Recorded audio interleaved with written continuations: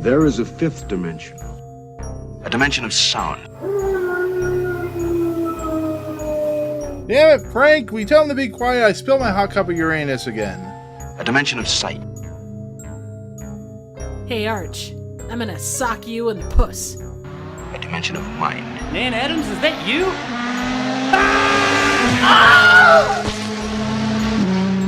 Next stop, the Twilight Zone.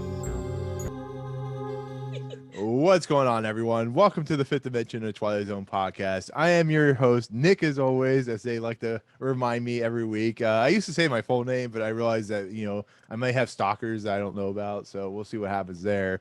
But we're back once again to talk to Twilight. Talk to Twilight Zone, Rod Serling's famous series that came out in 1959 to 1965 or whatever it was. Today we're talking about season 2, episode 2 of the Twilight Zone itself, which is an interesting episode. I'm sure we've all seen variations of this story. But before we begin, always hit us up on YouTube, on my channel, to watch these videos. Hit that, subscribe button, all that good stuff. And then on top of that, we are on audio feeds like, Anchor and Apple and Google Play and Amazon Music and all that good stuff. I'm just proud of you for not saying audio boom. Yeah, well, that's going to come in like the end of the episode. MySpace. At least I remember. Livewire. Napster, Bevo. I like it. Vimeo. MP3.com. Right. Rumble, D-Live, Cornhub, all that stuff. So we're featured on Cornhub. We have ads. Exactly. Yes. Kernels. but those two people. Exactly. But those two people that you hear are, of course, my co-host, Trip from Trivial Theater, who is, 2D as usual. She, I don't know, reaches for that cup of anus. I don't know what you want. I don't know where I'm going with that. Yeah. The other person as I continue is, of course, Jacob from, Jacob Anders Reviews, who, of course, does, reviews and watches stuff like Ryan's Babe and Lightyear and stuff like that, and wants to kill himself for watching those movies. I'm assuming assortment of movies there. Yeah, I was gonna say, right? Holy shit. We could talk about Terror Vision, which was an interesting movie. Anyways, how you guys doing? Everything going good? Everything going straight? Are we here? My shoulders are pudding. My legs are rubber. Right. It's the warmest. And my bottom is lead. It's the warmest day on record in the UK. I fucking stink. I'm sweating my back out. I'm great. How are you? Good. No, don't worry. I was going to introduce you, but of course that is Ben, who is a Uber Twilight Zone fan. Don't worry. He is, of course, sweating his balls off right now because it's super hot over where he's at. Ben, thank you for coming on the podcast. I know you're a huge Twilight Zone fan. Yes, very much. Yeah, my pleasure, Nicholas. Yeah. So let me ask you, you picked this episode of Man in the Bottle, but do you have like a specific episode that you really love out of every season? When I was sort of rewatching it all recently, I really like, and I'm really rubbish with titles, which I should check beforehand. I do apologize. The one from near the end of season 2, where it's sort of like the guy in prison who's stuck in a time loop almost, and everything's sort of like repeating itself in a sort of like dream world, and it's people realizing that they're in it. I sound like a 10-year-old child describing plots, don't I? And then this thing happens, and this thing, and this thing. But yeah, I've watched them all recently. I got the Blu-ray set, and yeah, I mean, season 4 is a bit rubbish, but most of it is excellent. Living Doll as well is another good one with Telly Savalas. How do you feel about episodes with Catwomen and roller coasters? Oh yeah. Oh well, yes, of course. That stirred up a lot of very strange and bizarre emotions, unexpected emotions as well. Yeah. Would those emotions be at the bottom of a list or the top of a list? Oh dear God. Just curious. Second to top, I'd say. Oh yeah. Rock on that one. The first is every time Rod Serling gives his little next time bit at the end, and then he goes, "Oh, and by the way, before you go, don't forget to spot these things." they're fucking good. So next time. That was like the biggest, because it's funny because like watching the show in 2022, it's amazing how much of it like stands up in terms of like obviously there's parts in it that have like dated in terms of like maybe attitudes, particularly attitudes towards women in certain episodes. But overall, it's got quite a sort of like tolerant, liberal message until at the end when it's just hawking cigs, and it's like that's the most jarring bit for me. Just seeing like it's like when you watch footage of like people on chat shows smoking. Like I was watching like John Lennon interviewed on like Dick Cavett, and they're just like puffing away, and it's just like that's the most weirdest thing now. And back then it would have been the most normal thing. It's just funny how history works. Oh, very much. And what will be the thing in 50 years' time that we do without thinking about it now? Talking about television shows on the internet. Yeah, 50 years we'll all be brain waving everyone, you know. When we're all sat in our climate change bunkers, we'll be sat there going, what was all that about? As you can see here, climate change has already begun. The light of Jesus is slowly, or Putin's mushroom cloud, or whatever you want to call it, is slowly enveloping. I just assumed that was a light coming out of your ass because you're so brilliant. Dear me. Dear me. That's what I say. So welcome to the fifth dimension, where we sometimes talk Rod Serling, but most of the time we talk about cups of Uranus and shoulders of pudding and tangents. Yeah, whatever we can come up with. Usually Jacob comes up with something very clever, so we'll go with that. We are talking the second episode of season 2 of the Twilight Zone. This of course is The Man in the Bottle, which is a take on the watched the wrong one. Yeah, you actually watched like the 4 seasons. That is one of my biggest fears on this show. Okay, I watched the puppet one. Fuck. And there probably was a first puppet time in it came there on. someplace. One of the biggest fears I always have is I watch the wrong one. They start talking about it, and I'm like, oh shit. your eyes just slowly widen as the podcast goes on. I was like, no. Okay, now I gotta search the puppet episode. Start typing like reviews of this episode. Transcripts, Daily Motion. Yeah. Exactly. If there's ever an Good episode where I'm like times. really quiet, it's because I watched the wrong episode. I Surprisingly, think has this not has happened happened to real us often. before. At the end of the episode, just go, yeah, it was good. Yeah. It was all right. What you guys think? How did you feel about it? Now, you guys go first. I think you're ready for that now. I think you're ready to take the driver's seat. Yeah, he was actually watching The Outer Limits. He wasn't actually watching Twilight Zone. So he's like, Oh, I don't know shit. what you guys are talking about. Who's Rod Serling? Why is there no Outer Limits? Jordan Who's Peele going showed on? up. I mean, I don't. Forrest Whitaker was there at one point. So the episode is directed by Don Medford, written by Rod Serling. It's production code 173-3638, premiered on October 7th, 1960. Stars Luther Adler as Arthur Castle, Vivi Janiss as Edna Castle, and Joseph Ruskin as Jeannie. So this episode, once again, is a monkey's paw episode. It's, be careful what you wish for type of thing. And I know, Ben, you had picked this episode to come on to talk about, but did this episode, was it one that you were like really excited about, or did you just like go, oh, you know what, that sounds good, I'll talk about that? Yeah, well, I think to me it's sort of like if I was writing a review for The Guardian, I'd say it was quintessential Twilight Zone. It's like pure Twilight Zone. It's like a pure shot in the arm of Twilight Zone, because it feels like maybe not the themes you get all the time, but the themes you certainly get in Serling scripts, where it's always tends to be about good people, or at the very best, like flawed people who are sort of presented with a get out clause or like a quick fix. They end up in a moral quandary and they have to do something else to get out of said moral quandary. It feels like all those like central themes are sort of captured in this 22 to 24 minutes. And I just think it's sort of like I might be jumping ahead as a bit, but I feel like everything sort of like comes together with this. I feel like that the latter half of season 1 going into the first half of season 2, that to me is like peak. Maybe the exception of like season 5. The first half of season 5 is really good, then it goes off a bit. But I just like I just love everything about it. I love the fact that sort of, and again, I'm jumping ahead here because I'm already talking about the ending, and I feel we've literally just started. I'm talking about the last scene, but just like the bit where if you go to Wikipedia, it kind of spoils the cast list. It spoils the ending. Like spoilers. Yeah, exactly. Or an 80-year-old whatever television show. Yeah. But like where they smashed, he's obviously fixed the glass to sort of prove his metal at the start, and then at the end they break it again. I just think that is perfect. Like, it's just a perfect way to end it, rather than just like giggling and just be like, it's just a perfect coming full circle. And I was watching it again recently for this, and there was something like when the old woman who sells them the bottle. I can't remember her name. Mrs. Habley, Old lady. Mrs. Old Lady, Mrs. Nan Adams. That was it. Mrs. Hobo comes in, and she has this conversation where it's like she's making small talk, like, "Oh, it was raining today, wasn't it? It's good for the flowers." And it's just like, "Yeah, what do you want, you crazy bitch," or whatever. I think that's the line.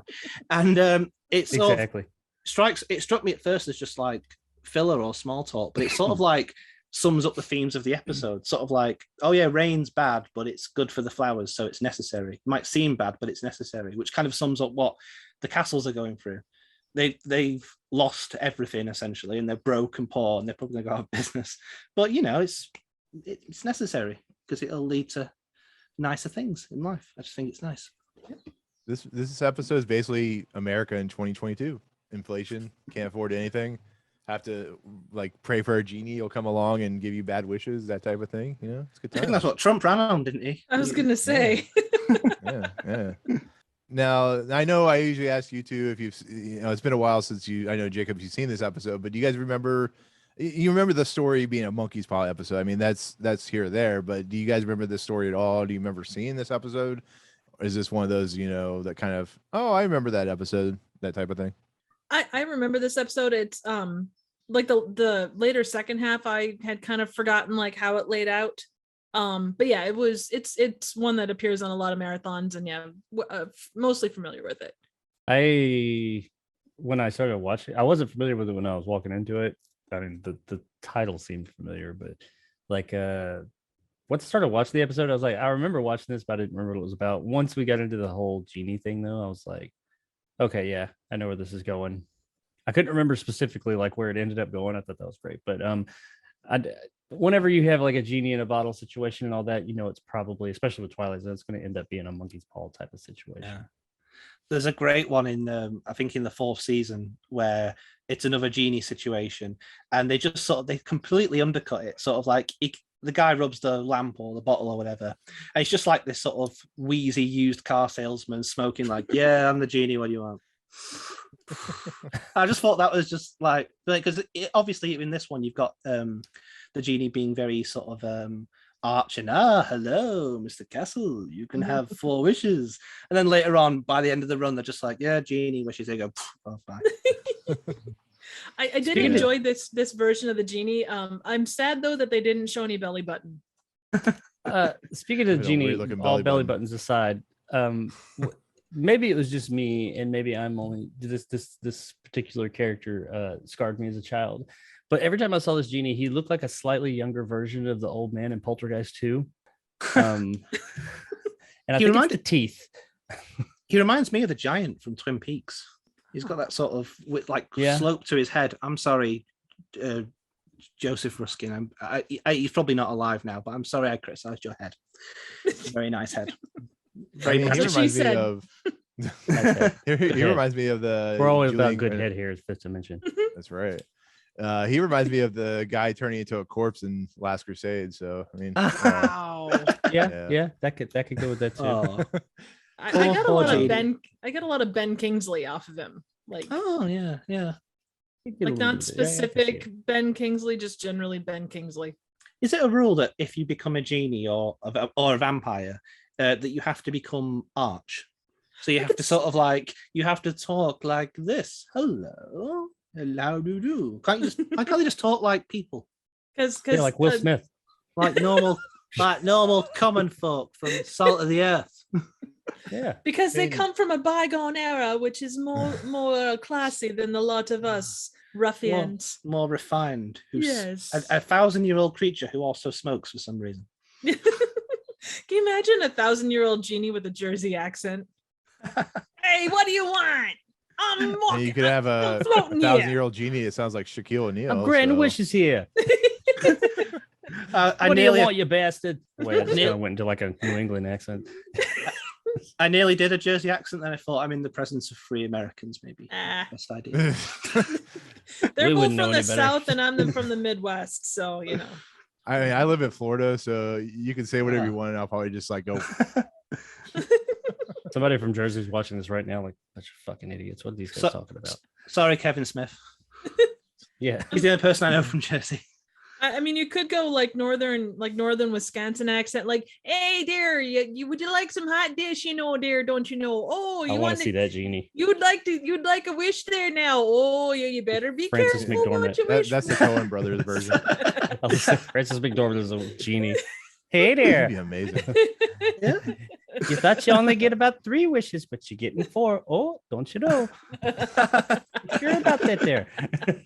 Oh, are you sure you want world peace? Because right now the world peace, it doesn't necessarily work like that. There's other things to consider. Other things. This is Like what how happens the, when you're. This is the what happens when you're 80 Wisconsin years accent. too late.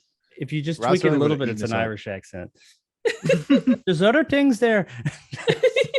Here's your fucking wishes, you cunt. Yeah. Okay, there's a lot of genies I want now. This is $1 million.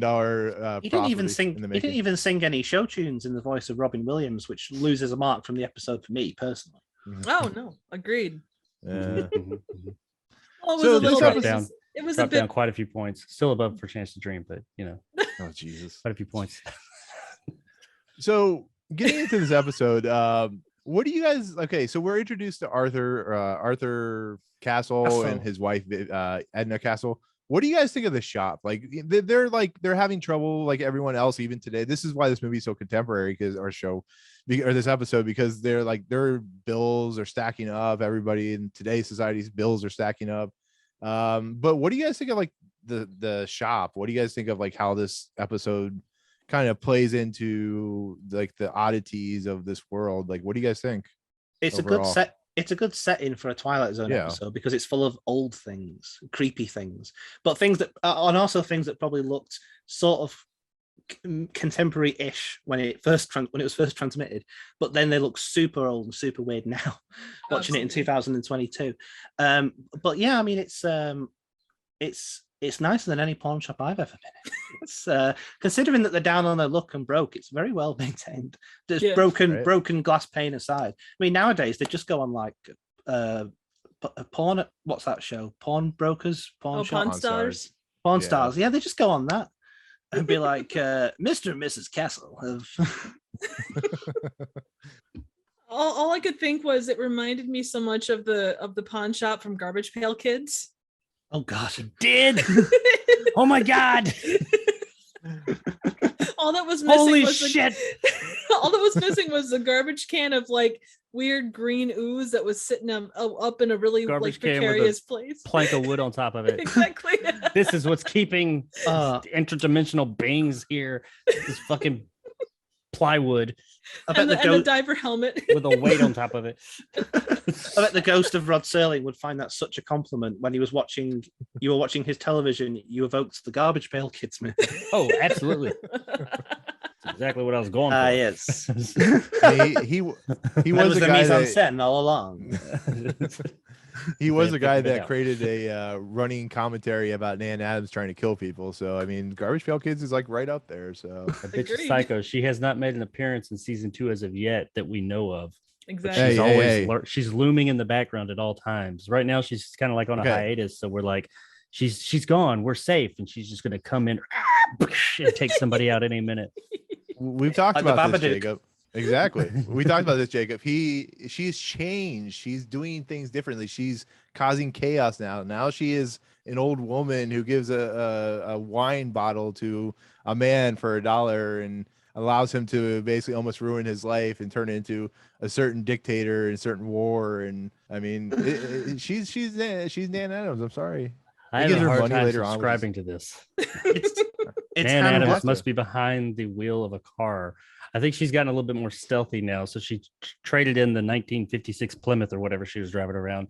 She's in a Tesla, so you don't see her coming, and it's like really quiet. I know, right? But she's just always around the corner, and you don't know. She's waiting for her time to strike. She's actually the conniving berm. She's the berm at the end. Yes. Is it bad fucking that I like watching the first half of this? He had like the spiky thing with all the bills on it.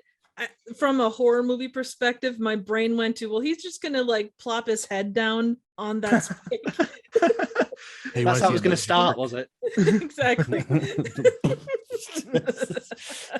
I was like, man, this Twilight Zone is taking a turn for the He could have end. done Tales that. from the Crypt. M-rated. That's Tales from the Crypt, not the Twilight yeah. Zone. He could have done Yes. that as Hitler, and then his wife would have wished him back to life, and then they're there at the end. That Oh, would have there been you good. go. Exactly. Yeah. But when he came back to life, because if it's He- true monkey's paw, he'd come back to life. His eye, he'd still have that thing in his eye. He He'd come be like, back as "Ah, what the fuck, you bitch! Pull it out how first, I you got these fucking whore." scars. he come back as Kim Jong Il, Oh God.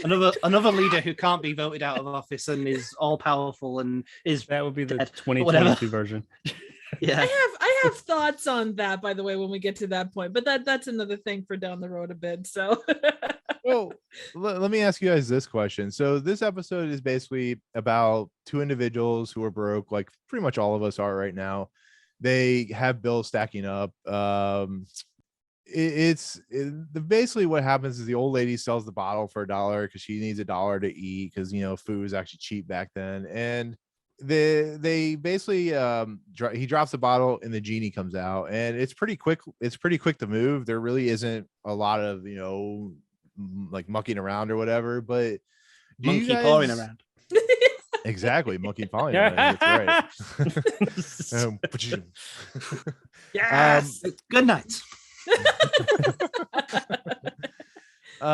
But what's going to happen. This genie has the monkey's paw situation up his sleeve and stuff like that, and he's basically egging them on to wish for the 4 wishes. They get 4 wishes instead of 3, which is not a usual thing. But of course, the first thing they ask for is the glass case, which is broken, to be fixed, and it's fixed. And it's a small thing. He gets 3 more wishes, and then of course they wish for $1 million. And I like how Edna Castle's turn goes from "this is Satan's work, this is holy Satan's work" and stuff like that, and then she's like, "Oh, $1 million, let's do it!" And money flies from the sky and shit. As anyone and who's rain. alive would. Yeah, it's just like Makes it rain on him, host. there is a lot of talk about how they're poor and stuff like that, and then like I said, the genie comes in. But go ahead and read the narration, because I know I forgot that, because like I do. One real quick thing with this, it happens, it doesn't come in until 6 minutes into the actual show, which I thought was interesting. This is a long. That's why we were waiting. This was all thought out in Yes. advance. People just planned. Yeah. Absolutely. Absolutely. Edit it. Mr. and Mrs. Arthur Castle, gentle and infinitely patient people whose lives have been a hope chest of rusty lock and lost set of keys. But in just a moment, that hope chest will be open, and an improbable phantom will try to bedeck and the drabness of these two people's failure-laden lives with the gold and precious stones of fulfillment. Mr. and Mrs. Arthur Castle, standing on the outskirts and about to enter the Twilight Zone. Very nice. Very well played. Yeah, It does good at that. so there's I you took could the- use bedeck and drabness as your lexicon words. Yeah, that bedeck, that threw me off. I was like, bedeck. It's only in this second season, isn't it, that he starts actually coming into the locations as he Mhm. does the monologues. Yeah, I season really two was season Yeah. one was off camera. Was just Yeah. narration.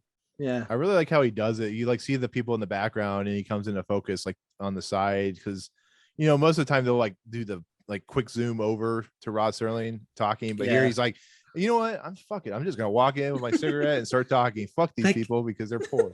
They get really lazy with Fuck those. 'em There's, 'cause there's they're one poor. in there's one in season 5 where it's like set in an apartment. It does the classic whip pan over, and you can see the entire crew in the whip pan. Really? Nice. Oh, Like, shit. Yeah, I thought I was meta. like, I was like frame skipped it, Spaceballs. and there they all are, all dead crew members. One of That's a those twist meta right there. They meant for that. That was a meta twist. Oh, yeah. Yeah, Ah. that's doing Spaceballs before Spaceballs happen. Exactly. All planned. I can't Yeah, I exactly. can't tell in this one if like he was actually on the pawn shop set or if it's sort of like a back projection. I can't tell. If it's a back projection, it's really good, but I can't tell if he's actually there on the set or if he just sort of like sometimes he'll be like back projected onto it almost. Mhm. Rod is They- where Rod needs to be. He's everywhere and nowhere. Yes. Exactly. Well, the They rod do, is like what Ben has next to him there. He's got his rod because Yeah. that's where Ben needs to. That's where Rod needs Oh, Exactly where the Rod needs to be. I mean, the The- purple rod that you have. the rod of life, as we call it. The rod of life.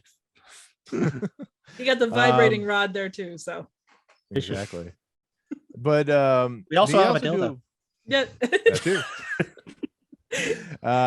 But they also do an Irs kind of wipe when they fix the glass on the counter or whatever. But like I was saying earlier, so they're broke, they're poor, whatever. I've already said that, but they are given this bottle. He drops the bottle, and Joseph Ruskin's genie comes out, and he's a very, like I said, monkey paw holding in his pocket type of genie where the wishes are not going to go the way he expects. And he even warns them many times. He's like, you can wish this, but it's not going to go the way you think, which I think is something that genies, especially like, I don't know, you look at like the Jinn and Wishmaster or something like that. They don't ever tell you that. They're like, rubbing their, shoulders together, and then they're like, or arms together, hands together, whatever. Rubbing. Anyways, it's interesting you bring that up because Ruskin actually talks about that. He's interviewed on the Blu-ray. I think it's probably on the DVD as well. And he says that in the original script, it was something like, the genie was played as more like a demon or a devil type person who was intentionally leading them along. I think it was either Serling or the director or someone said, no, you should be going out of your way to be like a servant to help them as much as possible. Right. So you can give them what they want, but you're going to tell them exactly how it's going to. Maybe would have helped if he said, oh, and by the way, you'll be Hitler. I mean, that would have helped. That would have, if you'd have said I was going to become Hitler, I wouldn't have fucking said that, would I, mate? You should have said that, but apart from that, it's very helpful, And but he gave him contemporary, so I mean, he got what he wished. Yeah, be careful what you wish for, innit? I also like it when he first comes out, and it's like we only have 22 minutes of television, so he has a line about, "I'm not going to give you some generic origin story. I'm a genie. Here's your wishes." Or this episode. Exactly. Yeah, 4 wishes, not 3. Actually, that's the question I have. So this guy gives him 4 wishes, which is not a traditional monkey's paw or traditional genie. I mean, do you guys like that? I think it's like I think like the 4 wishes thing was because of the time constraints. I guarantee that originally in the original story, the original story is the monkey's paw. It was 3. It's always 3 because you usually have one person makes a wish, goes bad, other person makes a wish, goes bad, and then somebody or they make a wish to fix it all and take it back to where the hell they started. But in this one, they usually have like a lot of setup where they're like, oh, I don't believe it. Oh, I believe it. Maybe we could try it. Let's see. Blah, blah, blah, blah, blah, blah, blah. This time he was just like, give him another wish and prove to him real quick. Like, oh, fix the glass. Bam. See, now you believe. Yeah. That's it's like a throwaway wish, isn't it? Just to get that bit out of the way so we can get on with all the shenanigans. Buy 3, give 1. If it was like a 90-minute 2-hour film, then like you say, they probably would just be the standard 3 wishes because you'd have more time to do, like you say, the whole like, oh, is he real? Is he not? All that stuff. I will say I've seen a lot of those shows where like they'll set up the 3 wish thing. The first one will be like a small one to test the theory if it's real or not. Second wish will be some big thing and be stupid, and then the third wish will be the thing that undoes all of the bad shit or tries to fix all the bad shit. So, but yeah, the 4 wish thing was interesting because it's kind of a outside the box deal. I will say, like, I think if they had gone with the genie as demon, especially with this couple being how nice and good decent folk they were, I don't think that would have worked. Like in Twilight Zone, you get like, like the even the devil, is kind of a, more chill, funny guy if he's dealing with people that aren't shitty. Whereas if you get a shitty person, you get a demon or a devil or whatever that kind of reflects that. Yeah, it's a very moral show. It's always like good people generally get rewarded, bad people generally get punished. Exactly. I think it's sort of that thing of like they are good people who maybe they don't turn bad as such. They just let their sort of need and greed, as it were, go to the head a bit. Even when he's Hitler, he's still nice and lovely. Nice Hitler. Hitler. He's got the nice Hitler stash. He played Hitler. Right. He played Hitler before, apparently, that actor. Yeah, I saw 2 times. 2 times. And he's Jewish. I think I think I read that. I think he's Jewish in real life or something like that. Or maybe he played a Jewish person. I don't know. There's somebody's Jewish. And Hitler. What a weird obligation to be the Hitler of the actor spotlight or whatever. Who can we get to be the worst tyrant ever? That guy. Wasn't Charlie Chaplin Jewish? And he played kind of like the Hitler wannabe in The Great Dictator. But he had moral moral talking in that episode too, or that movie. He too, as already well. had the mustache, so you know. Yeah, Yeah. true. I mean, you could do Or if you're that, going that if you're doing a mustache that small, your choices are Charlie Chaplin or Hitler, or both in this case. Yeah. I want to say as well, I love the fact that Rod Serling's scripts are generally brilliant for the show, but he does have this habit of making everyone verbalize everything, even if Yes. we can see it. And I love the bit when we cut to him in the bunker. Like, he basically looks right at the camera. It's like, oh my god, I'm Hitler. It's the war. In The case you didn't Allies are pick up coming. with it, Yeah, in case you I didn't have- get it, I'm Hitler. look at my mustache. That is cyanide. The I'm getting up swastikas. now. Yeah, they also do the thing where it's Oh, like no. they also do the thing where it's like, you're from the Internal Revenue Service. I'm like, just say IRS. Like he's doing exactly what you just said, like Internal Revenue Service. So like, I'm pretty sure Well, people know the IRS. Back in the I'm the 50s or tax man. 60s, though, that might actually have been like you might have said Internal Revenue Service as compared to IRS. I mean, it's possible. Just given the time. I'm Okay. not sure though. Are we to that part? Because there's I got here- questions. here- or I got know where you're. concerns. I think I know. Yeah, I think I know where you're going with that. Okay, so the first true wish they asked for is $1 million, and what's really interesting about this comes into the second act. The first act we've talked about, well, it's good, it works. I'm assuming you guys really enjoyed it at that point. Oh, actually, let me ask you: you guys really enjoyed the first act? Fucking Yeah. hated it. It's the worst thing ever. But for setup and stuff like Get that, do you guys think it's? You guys think it was pretty good? Yeah. I like the Yeah. fact that all that smoke that comes out the bottle, that's not magic smoke. That's just from his cigs. That's just how I wanted to That's get Rod off my Serling. chest. Absolutely. Hello, welcome to. Oh fuck!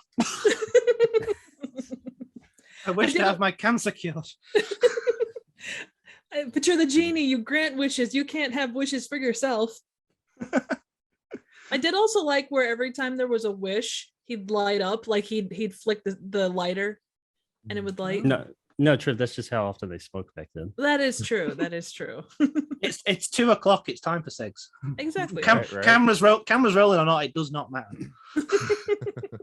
6:30 in the morning. Hell yeah, let's do this. As a former smoker, I can say that when you're sitting around with nothing to do, that is what you just want to do. You just sort of constantly, okay, I don't have anything else to do.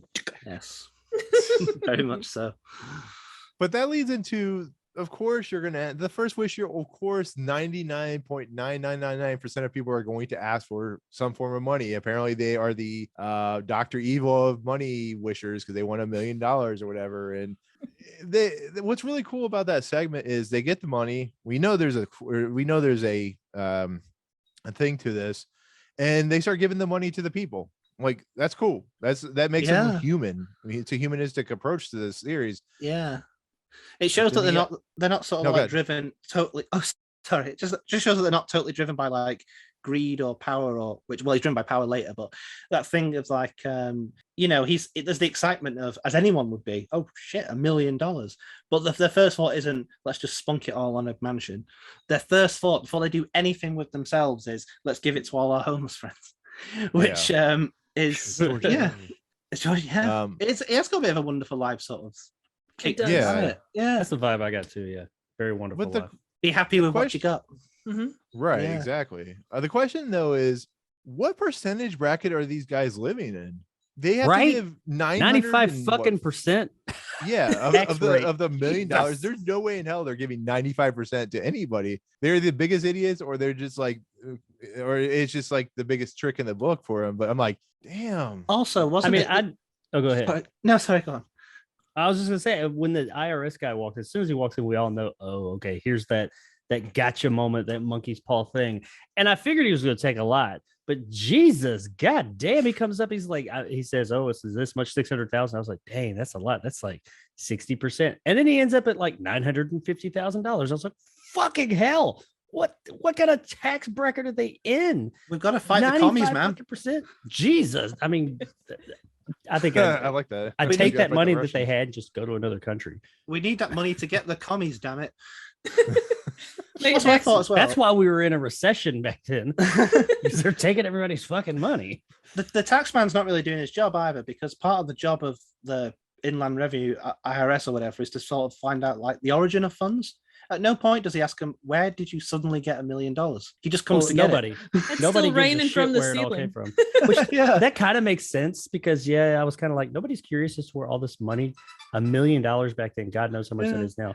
Nobody's curious about that. But when you're giving away lots of money, I don't think anybody gives a fuck. They're like, where'd this money? Oh, thousands and thousands of dollars. No, I don't give a fuck where it came from. I just know where it's going. Money fell from where? Oh, the ceiling. The ceiling, right. The ceiling. It made it rain. Yes. And then a tall, lanky man who spoke. Oh, okay. He's calling the asylum on the other line. For those of you wondering, Ben's day job, he is a mafia enforcer. Yes. This is That's the where whole he finds out where podcast the is money comes from and goes. money laundering is. I'm assuming this podcast is just a front, right? Just money laundering. Oh yeah. From one area to another. I'm thinking all the pictures on the wall are all the people that you've whacked. Those are all my victims. Yes. Knees Good. broken. Knees well, broken. Yeah. Good to know. Yeah. Wait, I hold on a have second. pictures on my wall of people that I've whacked off as well. So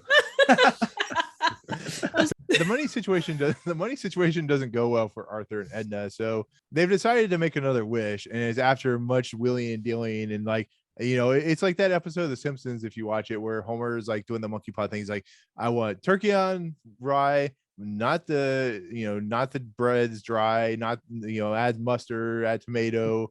And he takes a bite of the sandwich. He's like, the turkey's a little dry, and he screams into the ether, but he decides, what's that? You should have said, like, give me the $1 million again, only this time put it in like an account in the Cayman Islands. Yeah. And then I can sort of like don't have to pay tax on it. I can just be a dodgy tax Exactly. guy. Oh, but then he could have been like, now the FBI are after you for being a dirty tax dodge. Well, you know How what you about do? You just give me say $1 $1 million million bucks tax free. Not million ducks. $1 million. $1 million ducks. $1 $1 million They'll million bucks. start, they'll start falling. Look at all them chickens. $1 million and don't alert the IRS because somebody had to let them motherfuckers know. Oh, absolutely. Fucking genie. $1 million He called. in my bank like a normal person, not in notes, you big toothed weirdo.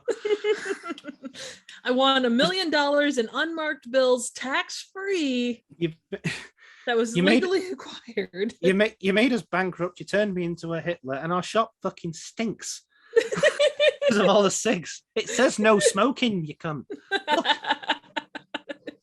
I'll just waltz in here. This is what happened when Rod Serling gets turned away from one of these shops because he was smoking in the shop. They're like, get the fuck out. So He writes. He gets his typewriter out in the street. I'll show you, you fucker.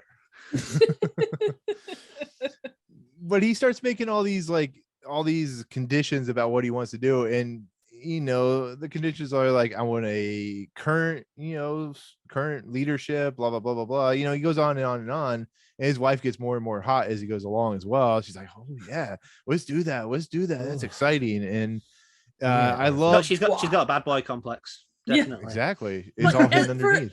For his Always the quiet ones. It's Thelma or Louise. Absolutely. But the thing is, for as intricate as he got, he really didn't get that intricate. He's like, contemporary country can't be voted out, but it's like, but yeah. But that's a brilliant part Specify about the genie. country. Yeah, exactly. Yeah, exactly.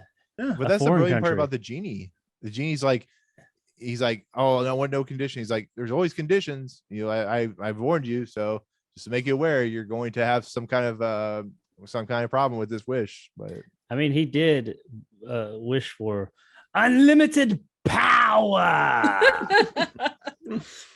Couldn't help it. he finds himself fighting Jules from Pulp Fiction. Exactly. But here's the thing, like, Hey, unlimited power one more time, motherfucker. One more goddamn time. I dare you. I That double is a dog dare tasty you. but what he was asking for was essentially dictator, and being within 15 years of Germany. And I know that's not the point, but it's like to not think of that like, yeah, power is the answer. Power clearly isn't the goddamn answer, you dork. Yeah, I was actually thinking about this. Like, watching it in a 2022 audience, sort of like Hitler's sort of this sort of cartoon figure, isn't he, almost? Because there's so much distance. But I imagine like an audience watching it in 1960. I mean, World War II had only ended 15 years prior. So it's like he was still quite a recent sort of thing, wasn't he? So I imagine it would have had more of a that bit where he turns around, he's like, I'm Hitler, I'm in the war, blah blah blah, would have had much more of an impact, I think, because a lot of people watching it would probably have been in the fucking war. Oh, yeah. You know, Ironically enough, to that point, when he turns around and does the Hitler thing, it is almost like an Abbott and Costello moment. He turns around and he's like, wah, wah, wah. You do I'm almost Hitler. expect that. Oh, no. what have I It's done like now? It's like the squirrel thing or the chipmunk or whatever. Dun dun dun. Yeah. Hands in on him. The hamster, the surprise Yeah, hammer or yeah. whatever it is. Yeah. Oh, So we forgot. There was something we forgot to touch on with the IRS agent, by the way. This is a IRA? bit Oh, that guy too. The IRS agent. I don't have his name here. Nick, you probably have it. Whoever the actor is. no, who he's played just him. called IRS agent. Snooty McGlasses man. Yeah, well, There you That's go. his name. Snooty Mr. McGlasses. Longley. He apparently was that actor was the first animated voice of Batman. Oh, cool. Oh. Bit of trivia there. That's pretty neat. But And like whenever the that old- show was, whenever the animated Batman was originally, he was the first Batman voice. Like the Super Friends, maybe. So that could have been the first I time. don't we know. had them, maybe. Or maybe 15 earlier than that. 15-year, his voice work on television included his 15-year role, 68 to 83 as Batman on several animated series. So yeah, Fair play to probably him. Super Friends, or He's as Batman. well as some other stuff. Yeah. He was also Fair play to Burning him. Man falling off building in Tower in Inferno. Actually, not really, but Oh yeah, I remember him. Burning Batman falling off building. He was my favorite. I still haven't gotten over his death. But yeah, I remember like so about the Hitler thing as well. Like I remember being as a kid, there was like some documentary on TV about Hitler. And my nana, my grandmother, who's old enough to have been in the war, it's a very small thing, but she was just looking at it and she went, "Oh, that idiot." And I remember thinking to her, Hitler's like this was a person who existed at the same time as she did. Not like us, where he's like this wacky figure who we put in cartoons and kids on the internet seem to like for some reason in this day and age. Very weird. Ugh. But mildly. this Or is even less like, Alec Guinness as Hitler and more, Looney Tunes Alfred Hitler. Bugs Bunny Alfred whacking him on the Hitler. head, sort of thing. Exactly. Exactly. Yeah. Or producers singing about springtime for Hitler. Yeah. Or Robo Hitler. Exactly. Trevor, you gonna Especially say- Sky Hitler. 1960s producers Hitler. Hitler riding a fucking Tyrannosaurus Rex. Your argument is invalid. But you really do feel kind of bad for these people because they're like simpleton in a lot of respects, but I like it. They hand him the suicide bottle and a lot of when The he's Hitler. suicide bottle? Oh, the suicide vial, bottle. the suicide I was vial, thinking- whatever. I was It looks thinking- it's like no, gigantic looking in the The picture or suicide whatever. booth from Futurama. Yeah. No, gave my him one of those. brain went to like the bottle that the genie came out of. It's like, why would you call that a suicide bottle? That doesn't make any sense. But you're talking about the bottle of cyanide or whatever it was. Yeah, It's actually- cyanide. We'll go with that. Actually, it was actually Mountain Dew, but it's just Yeah. as effective. Same thing. It's the same thing. Yeah. It's condensed or Coca-Cola. it's the essence of Mountain Dew. More powerful Yeah. than cyanide, I Yeah, believe. exactly. Makes you want to But- kill yourself. That's But for the kind sure. of cool thing about the whole thing is like he has one more wish so he can undo everything, which I kind of felt like something was going to happen as we learned, as you've already talked about, Ben. Something does happen at the end, which is I like how they're like Yeah. and they walk away because they're like, fuck this shit, whatever, we're happy, Yeah. all that good stuff. But Normally, Um, you'd hate a sort of like a cheesy, everyone laughing ending because it's been done so many times. But it's sort of like it's like, oh, it's quite endearing here because they've been through quite the trial. I mean, they've literally been hanging out with a man who rewrote the world for them for the Yes. space of 20 minutes, and they're just like, oh, fuck it, I was just waiting for it to like they then break the window and then they're like and it like freeze frame and you hear the studio audience and it goes into like Like that. Laverne and Shirley music or something. Would've been The credits rolling. like really fast.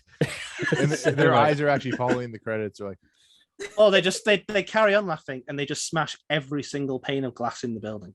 Any antique that had any value to it gets smashed, and then it turns out that They've there's just- a wad of like $150,000 in one of the. They've antique completely lost the plot by this point. Ah, fuck it. things. Exactly. Nothing matters. Everything is meaningless. The end. See, this is a sequel to Time It Up at Last. Like when they start breaking stuff, they actually knock off his glasses as he's like, as he's walking. You see the broom handle and shit. That's like the director's cut. It's not fair. But so they're happy that they're back to normal. I question whether the wife actually remembers anything. She claims she doesn't, but she's like, oh, the glass is fixed. That's weird. I don't remember how that happened. But then as Ben said, he breaks it with the broom handle or broomstick or whatever. And he also drops the wine bottle or wine glass or whatever, not wine glass, wine bottle, whatever it is, and sweeps it up, pours it into the trash can. They're all laughing, having a good time. And then, like Christine, the bottle just puts itself back together. I was waiting for Bad to the Bone to start playing, and that's where the episode ends. But here we go again. Yes, exactly. I was expecting Weekend at Bernie's to like kick up, like all of a sudden Bernie's body like lands next to the bottle just because I don't know. Oh, if she has no memory of what happened, she sees the bottle in the bin, picks it up, breaks it, the whole thing starts again. Oh shit! Yeah. And they're just trapped in a all over again, Groundhog Day style loop forever. Yeah. Which is what they deserve. Exactly. What dictator does she become? Putin. Oh shit! What with the bald head and everything? Oh god! And the no shirt on a fucking horse. She turns up pissed on a horse. Pissed, mean, drunk on a horse. Just like them, go. Who? I don't know them. It's perfect because he becomes Russian Trump, and it's like a relationship. So. And then Putin and Hitler, like they ride off into the sunset together.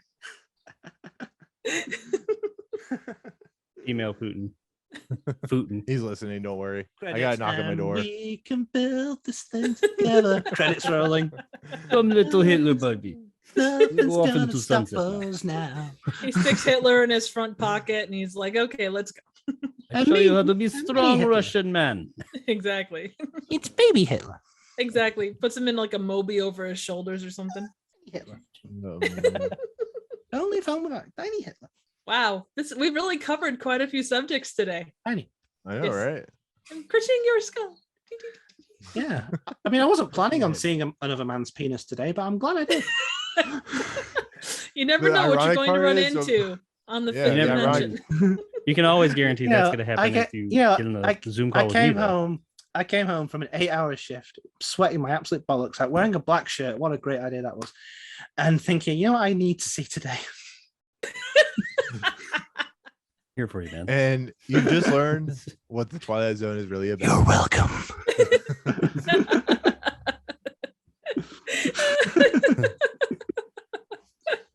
So with that said, what do we think of this episode? Oh, it's brilliant. Yeah, it's great. It's outside of the penises and Hitler's well, I thought we were just talking about the penises. The episode? Oh. Shit. No, I mean, like I said before, it's like it is quintessential. It's like if I was showing someone who'd never ever seen the Twilight Zone, I'd probably put that in, well, top 5 maybe. Probably put someone else as top 1, but that would be in the top 5 definitely. It's like this is what this show is like. It starts off quite normalish, like you say, monkey's paw, and then it goes fucking bananas with the Hitler stuff, and then it goes back to everything, which I like. Twilight Zone's good for that. Absolutely. Do you think it's more weird, like the Hitler part is more weird because we're looking back on it as compared to it at that time?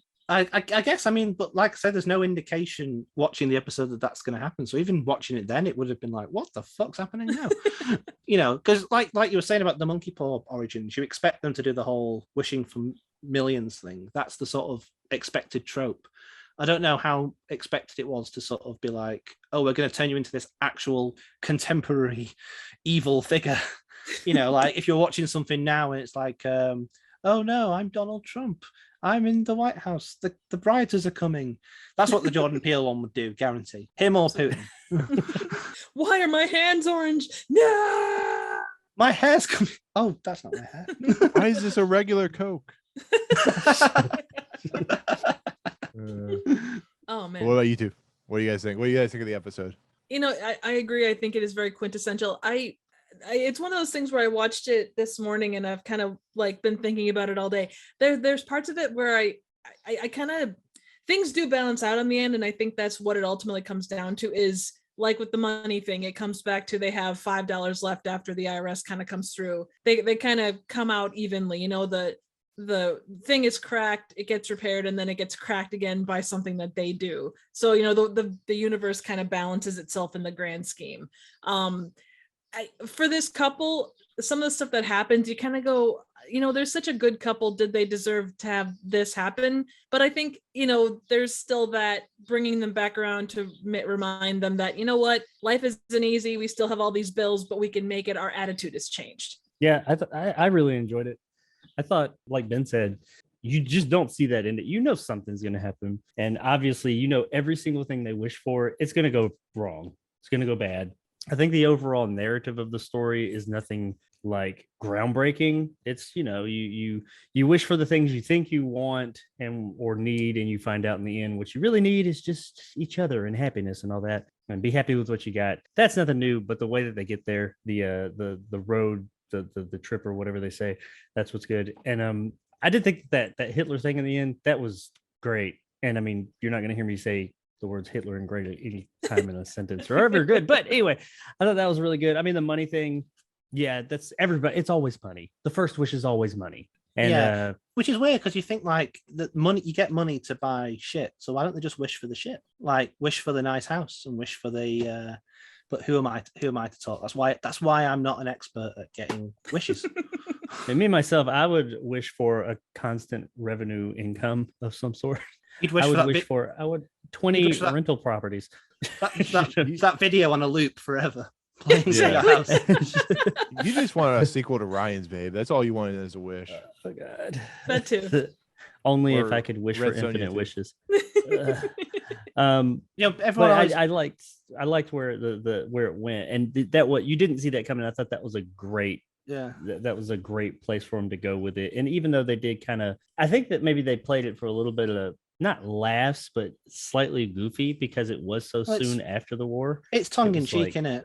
Yeah. It was like, we can't do this serious because that could be, it's too soon. But at that point in time, I think there were like comic strips and stuff like that showing Hitler as kind of like this buffoon that they were always. You had Mickey Mouse and Bugs Bunny during the war, you know, chasing Hitler and going after him. So yeah, and you had like in Britain, you had like footage of goose stepping Nazis that was edited to like the hokey cokey and daft music and that. Yeah, so they were, but even when he was at his, and of course, you know, you mentioned it before, Triv, Charlie Chaplin in The Great Dictator, you know, before the war even kicked off. So, but I guess maybe it's because like Serling actually had wartime experience that he probably was less keen on poking fun at Hitler, because to him, more than a lot of other people, Hitler was a real threat. Oh yeah, he was in that war in the Pacific Theater. Yeah. But I mean, I thought it was overall, I thought it was a really good episode. I mean, I don't think it was groundbreaking, but I thought it was just very well executed. And unlike some Twilight Zone episodes, it's not top heavy, it's not bottom heavy. It's just real consistent throughout. It kept me interested from beginning to end, even though I knew the basic, okay, it's going to be the 3 or 4 wishes. They're going to go bad, and in the end, they're going to learn something from it, most likely. But just the execution was really good, and I would be willing to watch this one again, especially over some of the other ones. Perchance to dream. Oh, we're getting there. I'm working up to it. I'm trying to do this naturally, Triff. I'm guessing. I'm guessing you like that one because there's a lady dressed as a cat in that one. Oh, absolutely. No. Who's not Julie Newmar or Eartha Kitt, unfortunately. We are getting there. Is justice is being served today. I feel it in my bones. Justice is being done. Well, not enough justice, but at least a little bit of justice. Yeah, right. Served your honor. I object.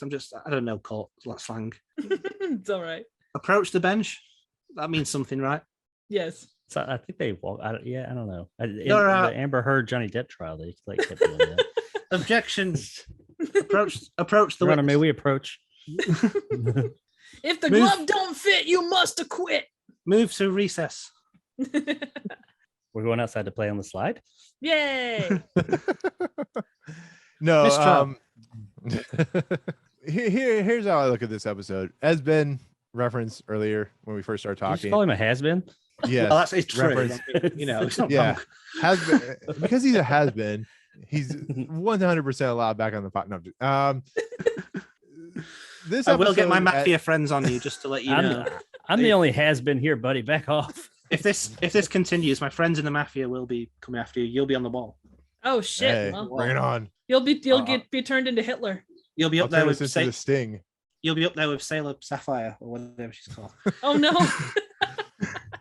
The alternative is you could be on my wall. So So as Ben referenced earlier, this is a very traditional Twilight Zone episode. It's very by the book Twilight Zone. It feels like a Twilight Zone episode. It doesn't. I would say that this episode is not very deep, but it has all the horrible marks of, you know, crazy thing happens to people. They get stuck in it. They have to figure out a way out of it. But the thing I like about this episode the most is they have a way out and they're given a way out. You don't see that in the Twilight Zone ever. So it's an episode that surprised me, even though I know the monkey's paw or the bottle imp or something. I think that's what the other episode or the other story. I don't know what I did with it.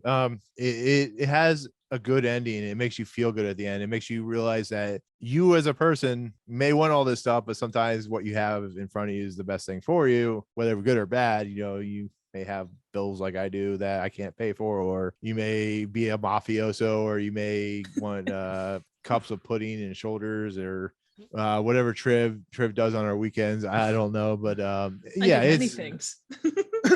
yeah, It's weirdly, it's almost creepy, isn't it? Like that opening sequence where it's like, you got to pay the gas and electric. Oh, that's the one I can't pay. And it's like, oh my god, that is like fucking. This went out in 1960, and here we are in 2022, and people, which I imagine like Rod Serling probably had a lot of episodes, didn't he, set in the future, and sometimes they were utopias, sometimes they were horrible dystopias. But I imagine but like he probably had quite a positive vision of the future, and it's just like here we are now. People still are in houses and shops saying they can't pay the gas and electric. It's kind of creepy how like contemporary that is, how black and white television from the 60s can still resonate in that way. Yeah, but you know, people don't change. Like, despite everything, there is that thing about, and not so much the bill thing, because that is something that is another, you know, a different thing. But the things that define people, you know, whether you're talking about the story of Nightmare as a Child, or, you know, something, you know, like The Hitchhiker, or whatever, you know, whatever one we're talking about, those human characteristics are still human characteristics. Or in the case of World of Our Own, incels. Yeah, exactly. Oh man, that's an episode that I'll never forget. I still love elephants. I want an elephant to show up in my front room. I'm guessing. I hope you all. That's my favorite ending of any episode. I hope you all so liked good. it. oh yeah, we talked at length about that ending. Mm-hmm. Well, It is fantastic. So Okay. I think we all agree. We all Yay. like the episode. That's where I'm gonna I like to continue for our party. Penis Picasso segment. Picasso. I like to Picasso. I'm I gonna call this like the episode. This show. episode is This not episode was the good man in the too. bottle. This episode is Picasso, not the man in the bottle. I'm sorry, people. Go ahead with the narration, the closing narration. Okay, I haven't read this yet, so What happens when you talk about Penis Picasso? That'd be people? fun. Just say penis over and over. It'll be fine. A word of the wise, penis, because anal. Because anal. A word of the wise. Now, to the garbage collectors of the world, to the curio seekers, to the antique buffs, to everyone who would try to coax out a miracle from unlikely places, check that bottle you're taking back for a 2-cent deposit. The genie you save might be your own. Case in point, Mr. and Mrs. Arthur Castle, fresh from the briefest of trips into the Twilight Zone, because anal. Hello. I love the fact that it starts with "to all the garbage collectors of the world." That's a great way to start any monologue. Shakespeare, Yeats, all the way. They should have started with garbage collectors. Absolutely. Okay, so last segment, Twilight Zone list. I already talked about this. I'm looking at the list now. Yeah. Excellent. So That's this is an definitely interesting this is- choice for number one. There, Is it? Monsters, a Duo on Maple Street. It is. Yeah. Yeah, it's it. There's another interesting choice on there. So we're putting this at number 11. Motherfucker. Oh, God. Son of a You, bitch. I'm fucking leaving. Sit your ass down right now. Are you not a fan of Monster Review on dumpster. Maple Street? Are you? Oh no, I am. I'm just surprised. I'm not saying it's bad. I'm just surprised. No. Actually, Yeah. if you don't like it, hey, I've only seen Hey. it. I've seen it once, so I'd have to probably yeah? watch it again and reassess. That's the one where it's like all the neighbors are turning against each other. Yeah. Basically, it's basically Yeah. America. Paranoia. America. It's like It's a- only it's really like- the first it's like a season red- too. It's like a Red Scare analogy, isn't it? Mhm. Mhm. Sort of. Yeah. Yeah. I think that's one of Serling's favorites as well. I think might be wrong. Yeah. Sure, he said See, that was the- one of his personal favorites. So yeah. The reason It's number only one it's only is going to The last for Invaders about hasn't come 14 out more yet. episodes. Yeah, there you go. Oh, Yeah, that's the reason it's still number one. I know what his favorite was. It was your third choice to Stop at Willoughby. You always said it was. Yay. the train one. Yep. Yeah. I Excellent believe that one. was the last appearance of Nan Adams as well, so far. Yeah. She's off. Clearly, his screen, favorite but was The okay. Fever. Why Really. Why is Perchance to Dream only at number 10? Fucker. I know. Why isn't it at what number 42? That's where it should be. The Fever's great. It's just like a PSA, basically. Glad. Glenn. So I like the fact that in The Fever, where it's like they sort of play on the idea that he really does have gambler's fallacy and he's addicted it to his head. It's like, oh no, the last shot, it actually is an evil machine. Just completely throw all the subtlety away. Whatever subtlety it had, which wasn't a lot to be fair, is completely evaporated by a machine going. see, clearly the Winners, episode's winners don't do drugs. clearly the episode's actually about don't jump out 2-foot windows because people won't care about you. Yeah. Just walk away. Oh god. This episode sucks so bad. Such shit.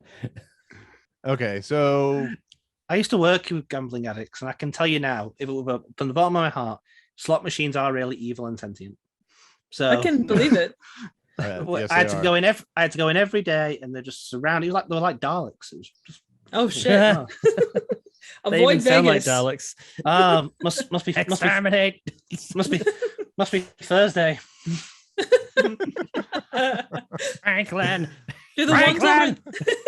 do the ones over there have plungers attached to them? Yeah, that's what those little like. That's what. They Oh are. yeah. Yeah. They are. True. I don't know what See- they're called. The lever thing, lever, whatever. All see good. now Jacob will only be the only one that understands this, but this is like Zerg and why the robots call him Zerg. It's like the Daleks. Mm. He's shaking his head, he's like, "Fuck you." Daleks. Daleks. Daleks. That's what they say in the TV movie. They call them Daleks. Do they? Well, no, there's this. The there's TV a- movies from America Right. Yeah. Right. There's- Is that the? There's a, with there's a there's a- what's her name's brother? oh, Oh, the San Francisco one. Aaron Brockovich. What's her Dana- brother's Dana- name? Eric Roberts. Yeah, Eric Eric Roberts. Roberts is in it. Aaron He Roberts always- was in a he- Terrible. Doctor Who episode movie. he always dresses Yeah. for the occasion. He was And, the only. It was the only Doctor Who movie to come or thing to come out for like 10 years. Yeah, More than 10 years. it was a big deal. Then everyone forgot how shit it was because it was the only Doctor Who we were getting for 1,000 years. And What? there's a brief hyped for it. there's a brief like Dalek bit at the start. It's very, very brief. They get one line, and the director said something like, "You could just hear this guy in a booth going, exterminate, exterminate." Like he just saw the line on the script and just thought, well, it's telling me to say that word, so I'll do it. Exterminate. Oh my god, that's so bad. Oh my god, I gotta watch that. That's hilarious. With Yeah. that said, where are we putting this on the list? We're not putting this just above Perchance to Dream. We're gonna put it below Perchance to Dream. No kidding. Like, where do you guys want to put Below this as far episode? as, like, I'll go for whatever. higher up. I think Where's our I, starting point? Give us a starting point. I think a top 15 place is where Yeah. for this one. I'd Oh, say. definitely. So Yeah, I mean, I really don't have a place because I'm like, this is definitely not a bottom episode. This is definitely a No. top episode. You know, that type of thing. So He likes it on top, yeah. exactly. the genie, especially. Oh yeah. You ain't never had a friend like him. No, definitely not. You As know, he I could says. see. Go ahead. No. My thing was not going to be as good as yours. Probably. So we both all agreed. So Perchance the Dream stays at number 10. Goes on. No. So we did not. So all we thought agree. we. Where it belongs.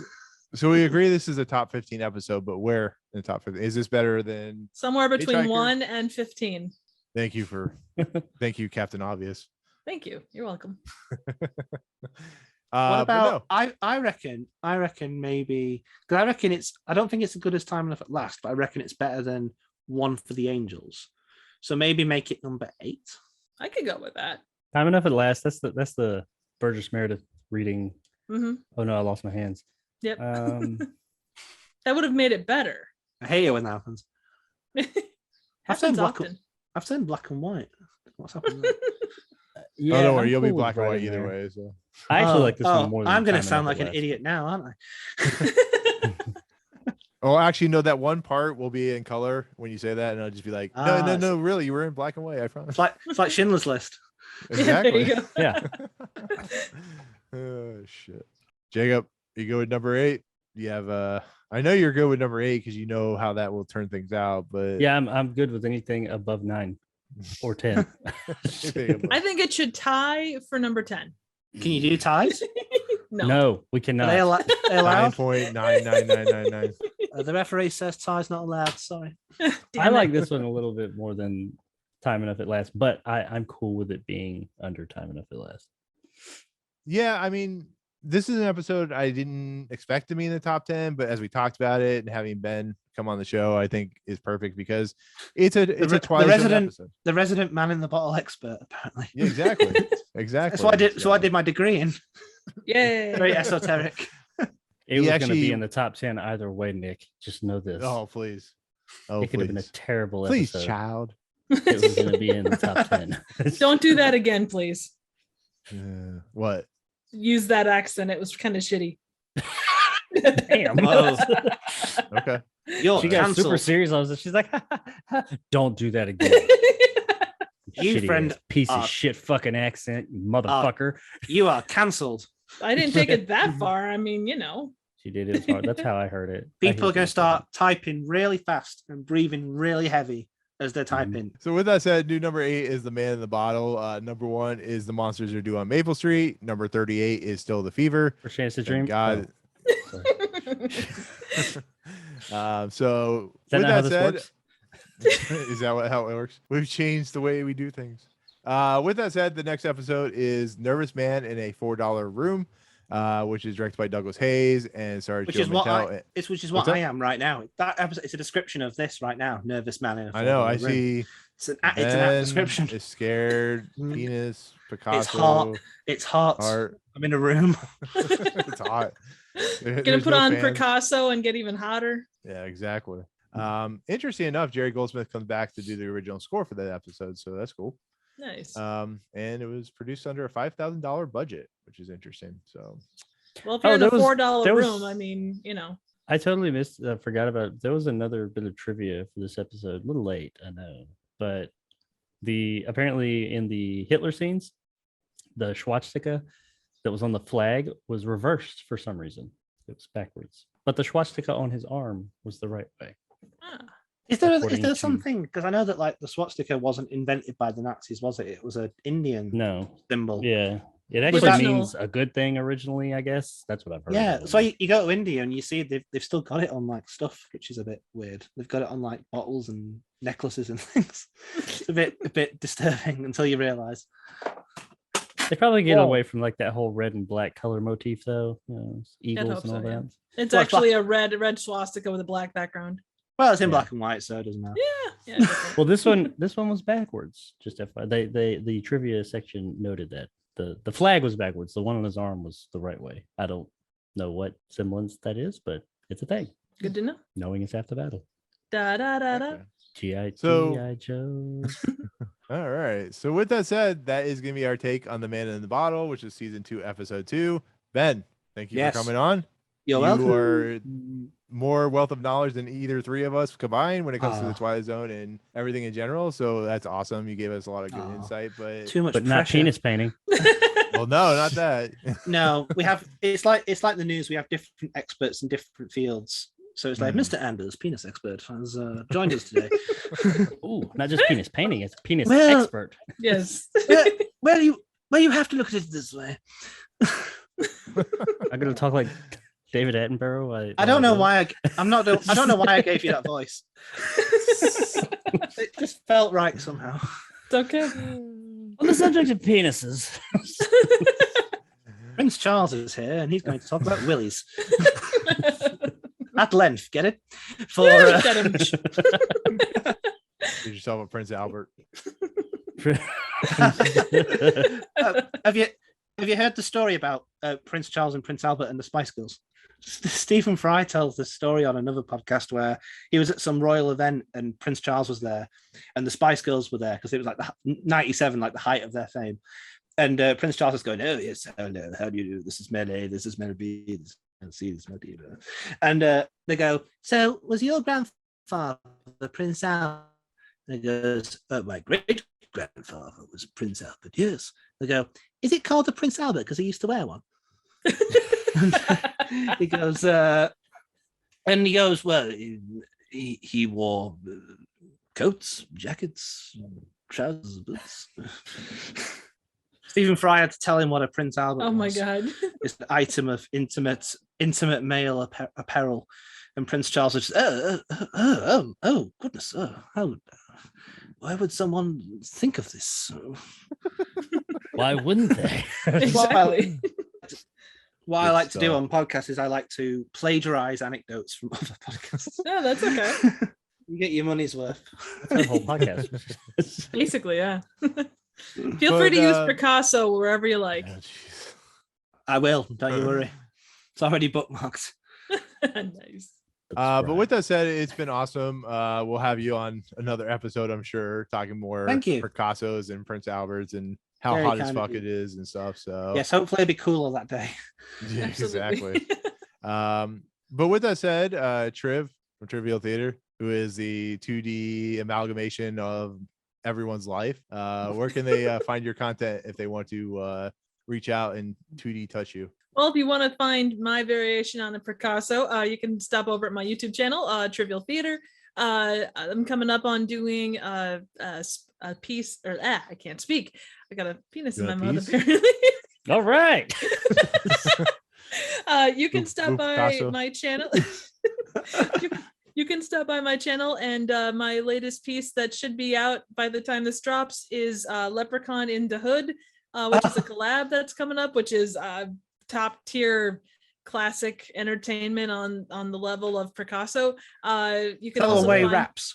Exactly. Oh, Which is great. positive rap, man. Positive rap.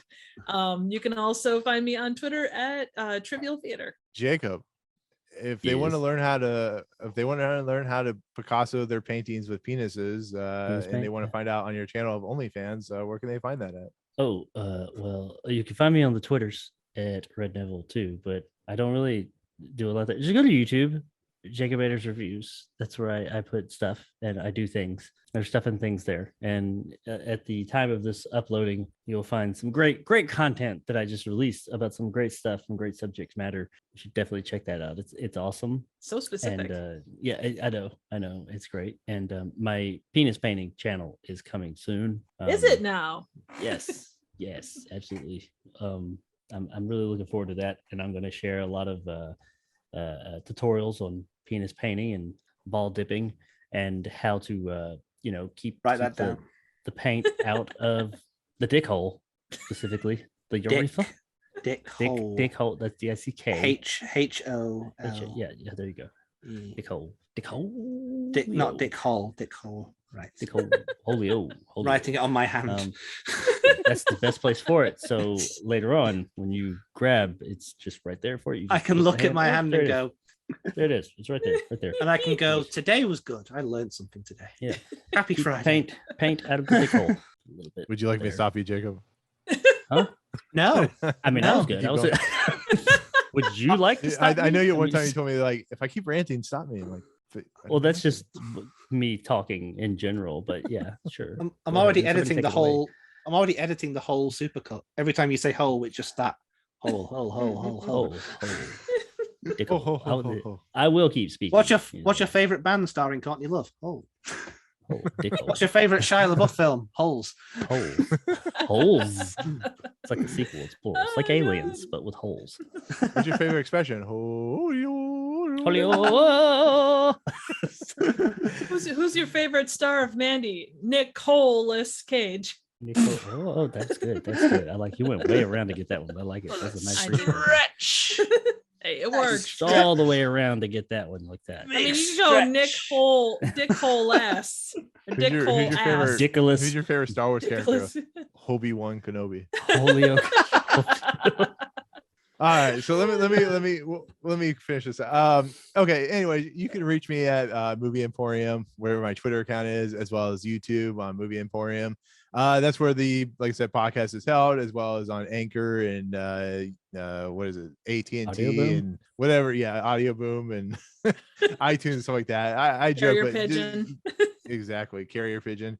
Go to those places, rate, subscribe, get us some listeners and stuff like that. So with that said, thank you once again to Ben for coming on, and for myself, Triv, Jacob, and Ben. We'll see you guys next time in the Twilight Zone. Hi. Peace Do we out. wave? Do we wave? Sure. I can't wave. I'm waving. Whatever. I'm trying to think. What are our best ones? Shoulder from the Hitchhiker. I have a list. Yes, he does have a list. From Saki and the Puss, Crumb Bum, Jump to the Moon, Why You Fingering Me, the dirty end of the stick, Buckets of... Crying a Room Full of Buckets, Shoulders Like Pudding, the best one. Or no, so the second best one. They're all kinky. I like it. They can anything with me can be taken to that level for sure. Just call hit me it with any phrase, I can make it happen. Just call it the sexicon instead of the lexicon. There you go. Ooh. Hey, I like it.